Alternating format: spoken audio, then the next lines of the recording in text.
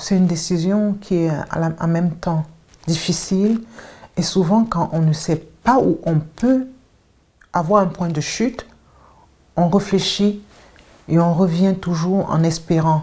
Je suis partie dans ma voiture, j'avais rien, j'avais même pas ma carte bleue, j'avais tout abandonné, je suis partie.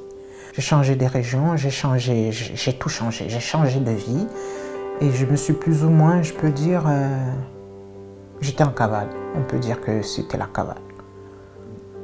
L'accueil, c'est le début du lien qu'on va avoir avec elles. Donc, comment les mettre en confiance?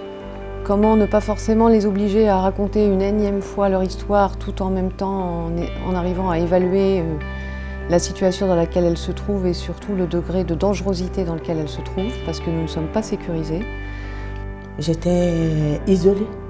Donc les femmes, quand elles quittent leur domicile, elles se retrouvent souvent à dormir dans leur voiture, à dormir dans un escalier.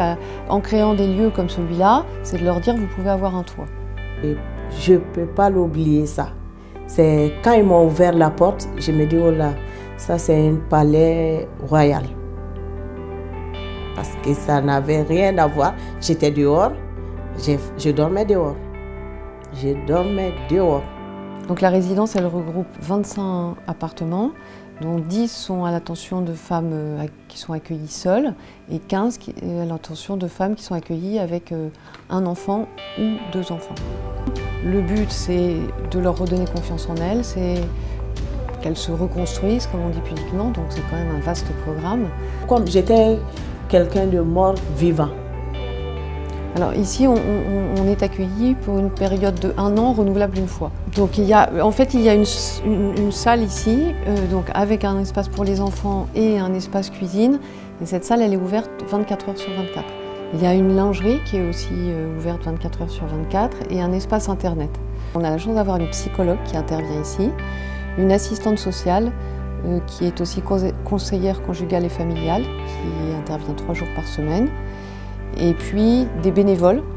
À partir de cette année, il y a une ancienne puéricultrice de la PMI qui va intervenir 2 après-midi par semaine. Ça prend du temps de se relever des violences. Il y a des femmes aussi qui arrivent qui sont dans un état psychologique qui atteint jusqu'à leur faculté intellectuelle. Moi, j'ai déjà vu ça.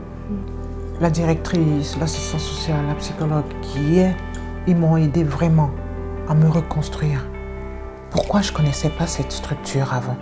Parce que si j'avais connu cette structure, peut-être j'aurais eu le courage de partir. 7 ans plus tard, j'aurais eu le courage de partir plus tôt. Il y a une des résidentes qui est arrivée avec un sac à dos et une encyclopédie dedans. Et elle nous a dit, moi, voilà, s'il y a une chose que vraiment je ne veux pas perdre, c'est ça, c'est mon encyclopédie. Petit bout de femme, toute mince, avec son sac à dos.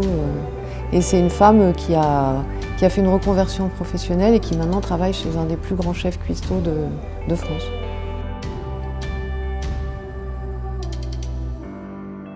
Les grands arbres, les oiseaux, ils viennent le matin pour s'asseoir.